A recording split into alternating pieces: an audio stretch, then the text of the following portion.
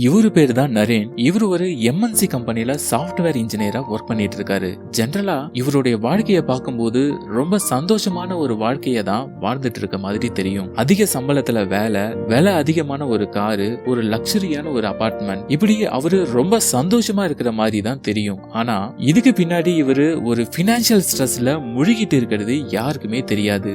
ஒவ்வொரு மாசமும் இஎம்ஐகளும் credit card பில்களும் அதிகமாகிட்டே இருக்கிறது இவருக்கு அதிகப்படியான ஒரு பினான்சியல் ஸ்ட்ரெஸ் கொடுத்துக்கிட்டே இருக்கு. இதையே எல்லா நேரமும் இவரு யோசிச்சுட்டு இருக்கிறதால இவருடைய ஹெல்த் கண்டிஷனுமே ரொம்பவே பாதிக்கப்படுது. இந்த மாதிரி நிறைய ஸ்ட்ரெஸ்களை இவர் மனசுக்குள்ளேயே வச்சுக்கிட்டு இருக்காரு. இப்படி தேக்கி வச்ச ஸ்ட்ரெஸ் எல்லாம் சேர்ந்து ஒரு நாள் ஆபீஸ் மீட்டிங் அட்டெண்ட் பண்ணிட்டு இருக்கும் போது இவருக்கு பேனிக் அட்டாக் வந்துடுது. நரேன் ஸ்டோரி ஒன்னும் நமக்கு புதுசு கிடையாது. அவரு மாதிரிதான் நம்மள நிறைய பேரும் பினான்சியல் ஸ்ட்ரெஸ்ன்றத அதிகமா நமக்குள்ள எடுத்துக்கிட்டு இருக்கோம். இது ஸ்டூடெண்ட்ஸ்ல இருந்து ஆரம்பிச்சு மிடில் கிளாஸ் ஃபேமிலில இருந்து பெரிய பெரிய பணக்காரங்க வர எல்லாரையுமே இது பாதிச்சிட்டு இருக்கு. இப்படிப்பட்ட இந்த பினான்சியல் ஸ்ட்ரெஸ்ஸை எப்படி ஹேண்டில் பண்றது அப்படின்றத பத்தி தான் இந்த வீடியோல நம்ம பார்க்க போறோம். வணக்கம், உங்க கூட பேசிட்டு இருக்கிறது நான் உங்கள் திரு. ஒவ்வொரு வாரமும் நான் படிக்கிற புக்ஸ்ல இருந்து எனக்கு பிடிச்ச விஷயங்களை ரொம்பவே சிம்பிளா உங்க கூட ஷேர் பண்ணிக்கிட்டு வரேன். அந்த வரிசையில இந்த வாரம் நம்ம பார்க்க போற டாபிக் தான் how to handle a financial stress. அதாவது இந்த பினான்சியல் ஸ்ட்ரெஸ்ஸை எப்படி ஹேண்டில் பண்றது அப்படின்றத தான் பார்க்க போறோம். இந்த வீடியோ உங்களுக்கு ரொம்பவே ஹெல்ப்ஃபுல்லா இருக்கும், அதனால கடைசி வரைக்கும் பாருங்க. சரி, வாங்க வீடியோக்குள்ள போகலாம். இந்த பினான்சியல் ஸ்ட்ரெஸ்ஸை ஓவர் கம் பண்ணி வர்றதுக்கு முதல்ல நம்ம பண்ண வேண்டியது இந்த பினான்சியல் ஸ்ட்ரெஸ்க்கான ரூட் என்னன்றத கண்டுபிடிக்கிறது. அதாவது காரணம் என்னன்றத கண்டுபிடிக்கிறது. பினான்சியல் ஸ்ட்ரெஸ்ன்றது வெறும் பணத்தினால மட்டும் வர்றது கிடையாது. அதுல எமோஷன்ஸும் நிறைய கலந்து இருக்குன்னு தான் சொல்லணும். உதாரணத்துக்கு பயம், அசிங்கம், குற்ற உணர்வு,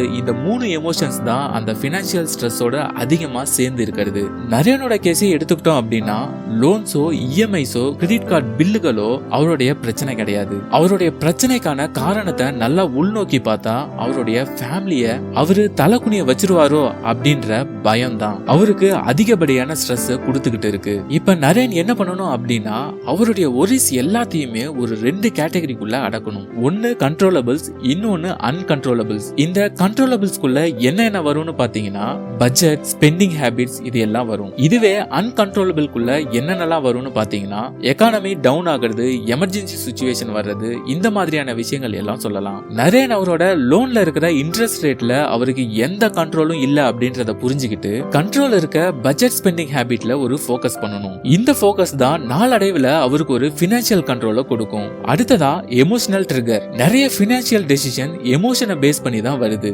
லாஜிக்கை பேஸ் பண்ணி வர்றது கிடையாது. உதாரணத்துக்கு சில பேர் அவங்களுடைய குழந்தைங்களோட முதல் பர்த்டேக்கு அவங்களோட பினான்சியல் பொசிஷனை யோசிக்காம பிரம்மாண்டமா இந்த பர்த்டேவை செலிப்ரேட் பண்ணாதான் நமக்கு கௌரவம்னு சொல்லிட்டு லோன் எடுத்து செலிப்ரேட் பண்ணுவாங்க.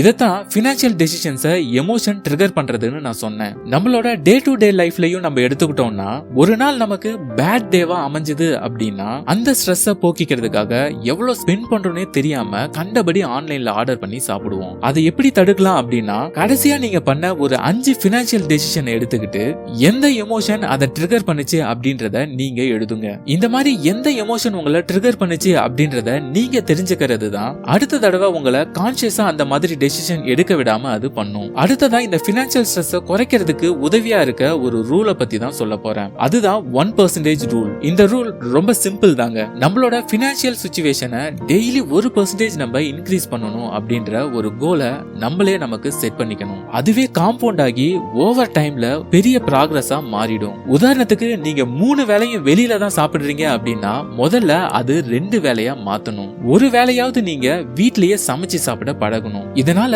ஒரு நாளைக்கு 50 ரூபாய் சேவ் ஆனா கூட பரவாயில்ல, மாசம் அதுவே 1500 ரூபாய், வருஷத்துக்கு 18,000. இந்த அமௌண்ட்டை அப்படியே நீங்க உங்க லோனை சீக்கிரமா அடைக்கிறதுக்கு பயன்படுத்தலாம். அடுத்ததா யூனிக் பட்ஜெட் பிளான். நார்மலா நம்ம பட்ஜெட் போடும்போது நம்ம ஸ்பெண்டிங்னு ஒரு அமௌண்ட்டை ஒதுக்கிட்டு அப்புறமா எவ்வளவு மிச்சம் இருக்கோ அதைத்தான் நம்ம சேவ் பண்ணுவோம். ஆனா இந்த பட்ஜெட் பிளான்ல நம்மளுடைய பினான்சியல் கோலுக்கு ஏத்த மாதிரி ஃபர்ஸ்ட் சேவிங்ஸ்க்குன்னு ஒரு அமௌண்ட்டை எடுத்துக்கிட்டு அதுக்கு அப்புறமா இருக்கிற அந்த அமௌண்ட்டை தான் நம்ம ஸ்பெண்டிங்க்கு வச்சுக்கணும். சிம்பிளா சொல்ல போனா இருக்கிறத வச்சு அந்த மாசத்தை நீங்க ஓட்டணும். இதுல ஒரு முக்கியமான விஷயம், உங்களுடைய பினான்சியல் கோல்ன்றது ரியலிஸ்டிக்கா இருக்கணும். உதாரணத்துக்கு உங்களோட சேலரி 50,000 ரூபான்னு வச்சுக்கோங்க. Rent, groceries, EMI, credit card bills இது எல்லாத்துக்கும் நீங்க 25,000 ரூபாய் ஸ்பெண்ட் பண்ணிட்டீங்க. இப்ப மிச்சம் உங்ககிட்ட 25,000 ரூபாய் இருக்கு. எப்பவுமே இந்த மாசம் நீங்க எவ்வளவு ஸ்பெண்ட் பண்ண போறீங்க அப்படின்றத தெரிஞ்சுக்கிட்டு அந்த ஸ்பெண்டிங் அமௌண்ட்டை எடுத்துக்கிட்டு மிச்சம் உங்க காசை நீங்க சேவிங்ல போடுவீங்க. ஆனா இந்த யூனிக் பட்ஜெட் படி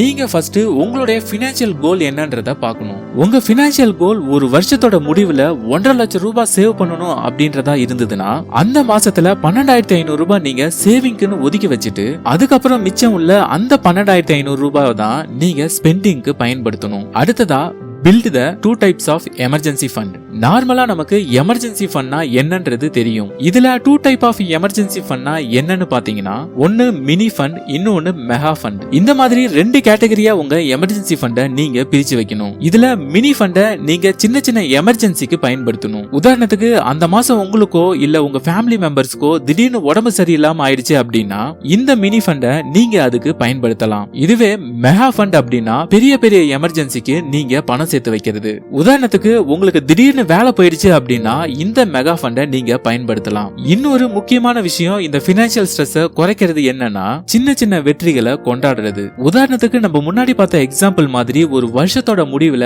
1.5 லட்சம் ரூபாய் சேர்க்கணும் அப்படின்ற ஒரு பினான்சியல் கோல்ல நீங்க போயிட்டு இருக்கும்போது முதல் 50,000 சேர்க்கும் போது சின்னதா உங்க ஃபேமிலி மெம்பர்ஸ் கூட ஒரு டீ பார்ட்டி கொடுத்து நீங்க கொண்டாடலாம். இந்த மாதிரி சின்ன சின்ன சந்தோஷங்கள் உங்களுடைய ஸ்ட்ரெஸ் குறைக்கிறதுக்கு பெருசா உதவும். சோ இப்ப நம்ம பார்த்த இந்த விஷயங்கள் எல்லாம் ப்ராப்பரா ஃபாலோ பண்ணாலே இந்த பினான்சியல் ஸ்ட்ரெஸ்ல இருந்து நம்மளாலையும் ஓவர் கம் பண்ணி வர முடியும். அதே நேரத்துல அந்த பினான்சியல் ஸ்ட்ரெஸ்ஸை சூப்பரா நம்மளாலையும் ஹேண்டில் பண்ணவும் முடியும். இந்த வீடியோல நம்ம பேசின சேவிங்ஸ் பத்தி, எமர்ஜென்சி ஃபண்ட் பத்தி, கடன்ல இருந்து எப்படி வெளியே வர்றதுன்றத பத்தி, இந்த மாதிரி எல்லாம் ஆல்ரெடி நம்ம யூடியூப் சேனல்ல நிறைய வீடியோஸ் மேக் பண்ணி போட்டிருக்கோம். அது எல்லாத்தையும் பாத்தீங்கன்னா இன்னும் உங்களுக்கு ரொம்பவே ஹெல்ப்ஃபுல்லா இருக்கும். சோ இந்த வீடியோவுமே உங்களுக்கு ரொம்பவே ஹெல்ப்ஃபுல்லா இருந்திருக்கும்னு நம்புறேன். ஒவ்வொரு சனிக்கிழமைகள்லயும் இந்த சேனல்ல ஒவ்வொரு புக்கை ரிவ்யூ பண்ணி போட்டுட்டு இருக்கேன். சோ உங்களுக்கு இந்த மாதிரி கண்டென்ட் தொடர்ந்து வேணும்னா இந்த சேனலை லைக் பண்ணுங்க, ஷேர் பண்ணுங்க அண்ட் சப்ஸ்கிரைப் பண்ணுங்க. அடுத்த வாரம் வேற ஒரு டாபிக்கோட உங்களை சந்திக்கிறேன். அதுவரை உங்களிடமிருந்து விடைபெறுவது உங்கள் திரு. நன்றி, வணக்கம்.